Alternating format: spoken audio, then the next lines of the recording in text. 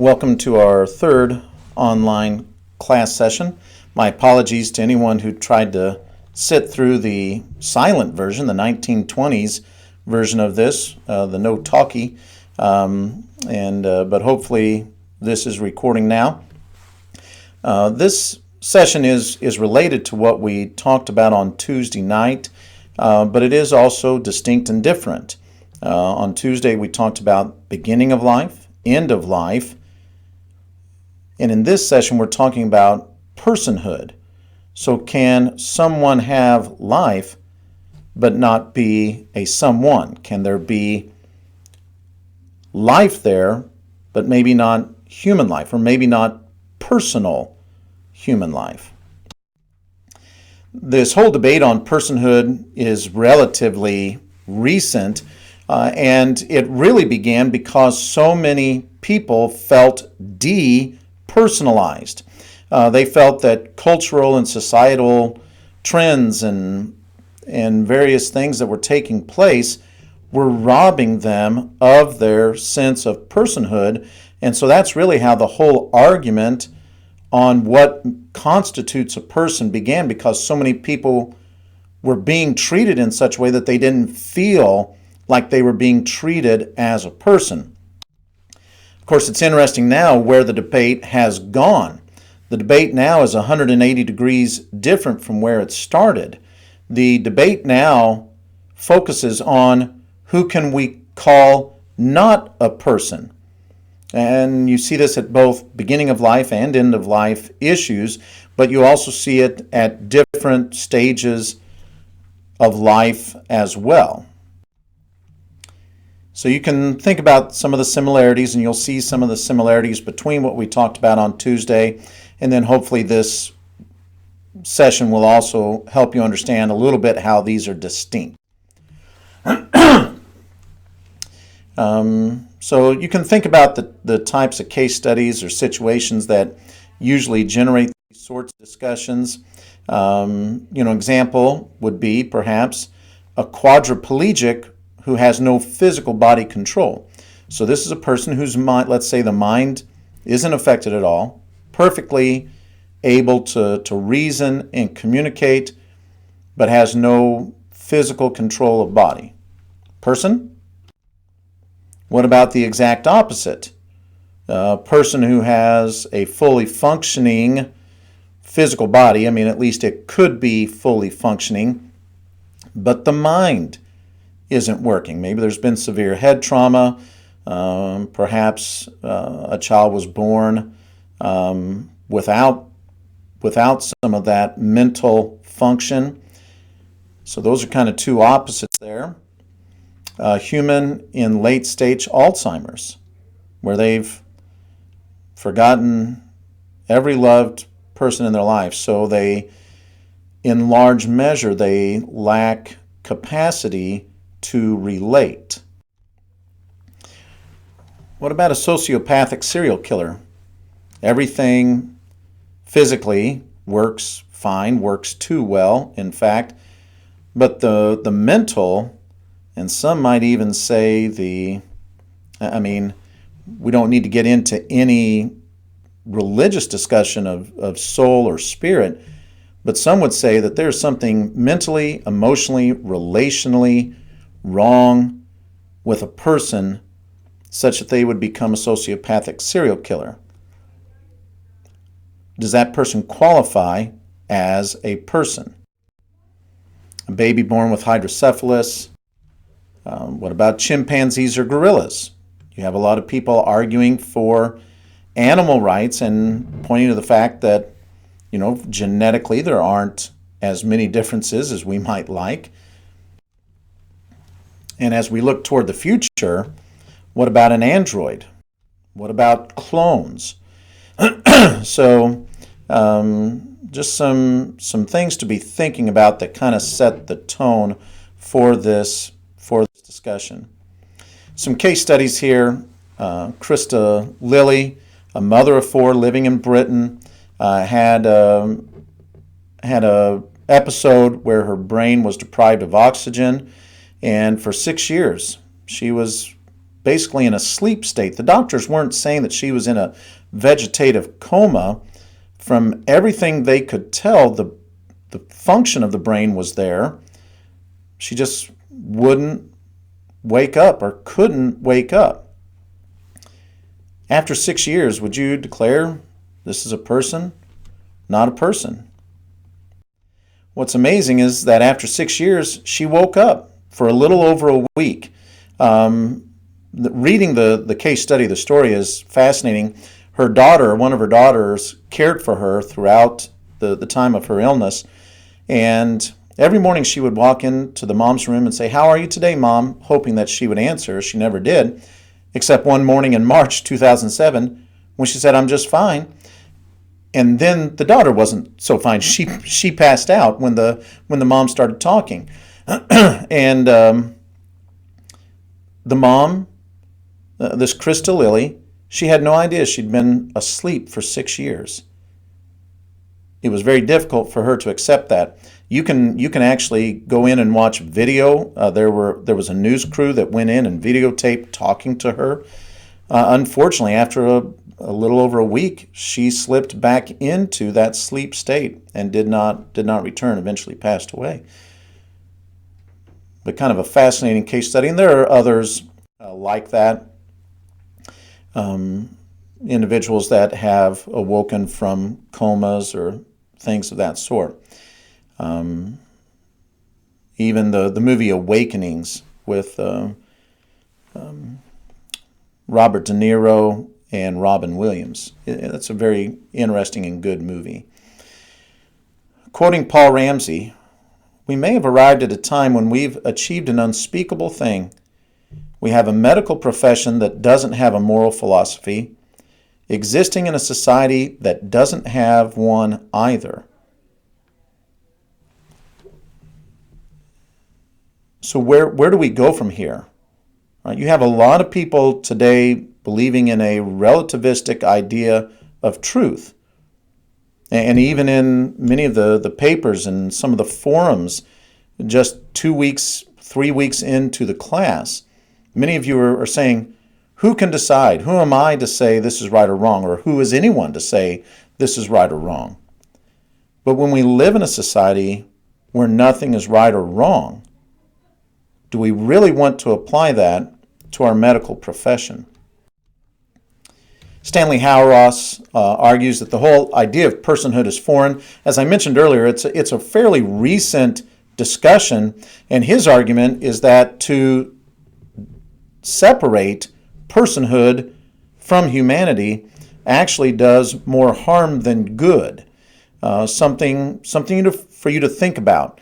Why would he make that argument? Why would he say that it is harmful to separate personhood from humanity? He also states we'll be much better off to simply admit that morally there are many different ways to practice medicine. We should be willing to have our medicine be as fragmented as our moral lives. I found that to be an interesting argument, an interesting thing even to think about. We have different kinds of doctors that we go to for different sorts of purposes, different sorts of reasons. I go see a chiropractor for one type of issue. I see my general practitioner for annual checkups. If I struggle with depression, I see one sort of doctor. If I need marriage counseling, I go see a different sort of doctor. What if we separated medicine not just by specialty and practice? What if we did it also based on morals? And it wouldn't be us making those distinctions. It'd be the doctors and the clinics themselves. They could state up front, we're going to practice in this fashion. We're going to practice according to these beliefs. Now, some institutions do that already. I mean, we have Mercy Hospital affiliated with the Catholic Church right here in town. But take that another step or two further. Would we be better off to allow doctors just to straight up advertise as one of the things that pops up what their moral beliefs are? It was fascinating for me to consider that possibility. So some indicators of humanhood, personhood. You may have heard the name Joseph Fletcher. He's a proponent kind of relativistic ethics, case by case, no right or wrong. Situational ethics is the branch of ethics with which he is most commonly associated. And when he originally started writing on personhood, he came up with these 20 characteristics or indicators of personhood. And what he said at the beginning was that you had to have all 20 of these to be considered a person. So just walk through each one of these and ask yourself, who is he taking off the list of personhood and humanity? All right, minimal intelligence, any IQ below 20, that's easy for us to understand what he's talking about there. But when I'm asleep, am I self-aware? What about infants? Up to age 3, a lot of them lack self-control. And then when people get to the end of life, there once again returns some issues with self-control. Are we going to say that those aren't persons, that they're not humans? Think about all the mental health issues that a person could have that would mess up their idea of time or future or past. He talks about the balance of rationality and feeling. I don't know that I always do that very well. So communication. What about people who are unable to communicate? He takes a lot of people off the list of personhood. And of course, what he's arguing for is if they're not persons, then that gives us a lot more freedom as to what we're going to do with and to those individuals. He eventually narrowed it down to 4: self-consciousness, capability to relate to others, happiness, which is a strange choice. I thought that was if he's going to reduce it down to 4, I thought that was an interesting choice. And then neocortical function. Eventually he narrowed it down to 1. I'm just going to give a little teaser here. We'll talk about it in class next Tuesday. So from the readings, the poor, tragic circumstance of Brittany Maynard, so young, given basically a death sentence from a health standpoint. And it raises the issue of dying with dignity. I mean, most people would say they'd like to die with dignity. The truth is that very few do. The end of life, there'd be a lot of words that gets used for that for a lot of people. Dignity is rarely one. So how ought we to understand that phrase, and what credence ought we to give it in making ethical decisions? That's kind of the key question coming out of that case study, that reading. Diagnosis death, where they kind of give the indicators, and we'll talk about this, and we talked about it in class in terms of when do we say a person is dead, and should it just be one of the 4 or 5 that they mentioned?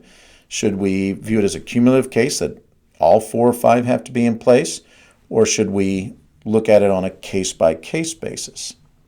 That for some people it may be no heartbeat, whereas they still have mental function. For some others, it might be they have heartbeat, but there's nothing going on from a brainstem standpoint. The issue of Karen Quinlan, this took place actually just a couple counties over from where we're at here in Springfield. And I thought, as I read through her case, and I was familiar with it, it just really shows the difference between ethics and morals. The courts followed the letter of the law, but did they honor its spirit? I don't know that we'd want to press this too far, but we talked about how medicine ought to be both art and science. Should law also have a little bit more art to it? really they put a few of these types of cases back to back to back, mostly just for you to compare and contrast. What makes this case different from the previous one? And then what are your thoughts on Dr. Kevorkian? He violated the law. We were just talking about, letter of law. He violated the letter of the law. Should doctors be able to do that when they morally and ethically disagree? I thought it was interesting. The article presented the most sympathetic cases that he was involved with. As we shared on the first night of class, not all of his patients, if you want to call them such, were terminal, and he was eventually convicted of murder. And then the other thing that really came up, he was first deemed not guilty by a jury of peers. I thought it was an interesting way for his case to go, and it just got me thinking, who ought to be making these decisions? Do we really want 12 people off the street? Do we want legal experts, philosophy experts, medical experts? How do we come to a conclusion on these matters? Who are the people who ought to be involved? The Terri Schiavo case, just another tragic one involving competing interests, her parents and then her husband. And how does this differ from the earlier ones in regard to the removal of medicine or nutrition? A couple things from the non-case study parts of the readings. On page 595, I just found this quote very striking. It's one thing to be at a conference and theoretically support the death of a baby with severe issues via malnutrition. Basically what he's saying, it's one thing to be at a conference and to say that morally we're okay to remove an IV from a baby so that it can starve to death. But it's quite another to work in a nursery at a hospital and to watch a baby actually die. Ought we to require ethicists and philosophers who write about these things, should they be required to at least view the implications of what they look at? Then the writing from Nesbitt, how do you evaluate his arguments that killing is very different from allowing to die? And then the comparison and contrast between the Peter Singer article and the one that preceded it, and which arguments do you find more convincing and why? We'll talk about the cases on pages 623 to 626, so please familiarize yourself with those. Then just some closing questions. How is the issue of personhood similar to, but also distinct from, the issues of beginning of life and end of life? And what are some of the qualities that are often associated with personhood, and do you find them convincing or not? What would be your list, or would you say we ought not be making such lists? And then provide an example of a slippery slope argument. This is kind of a critical thing to ethics in general, and certainly to biomedical ethics, in terms of saying, okay, we can go this far, but if you go this far, then that, just the technology, just the research, just the ability to do that, okay, so you push the envelope this far, what's to stop someone 10, 15, 20 years from now from pushing the envelope further, which is historically what we see happening. So what makes for a good slippery slope argument, and what makes for a poor one? And then if the argument is that a pre-viable embryo is legally rendered as not a person, so generally before 22 weeks, that embryo doesn't have rights as a person. And even after, there are questions regarding that. But if we render the embryo not a person, does that mean that we can treat it in any manner we may choose? And of course, if you make the argument for an embryo on that matter, then what's to keep us from experimenting with individuals that we might also remove personhood from, someone in a vegetative state or whatever the case may be? So some things to think through that way. As I mentioned earlier, some argue that the whole concept of trying to define what it means to be a person is contrary to our best interests. So in what ways does having this discussion and dialogue benefit the broader issues that we're talking about? And in what ways does it maybe make it more cloudy and confusing? And then the fascinating idea of fracturing medicine along moral lines and allowing doctors to practice in different ways based on that, and being able to communicate such to their patients up front. Your second paper is due on Tuesday. Please make sure to participate in the online forum by Friday night and then again over the weekend. And then next week in class, we'll be picking the media for your third paper. So be thinking about that and come to class prepared. Excellent. Thanks so much.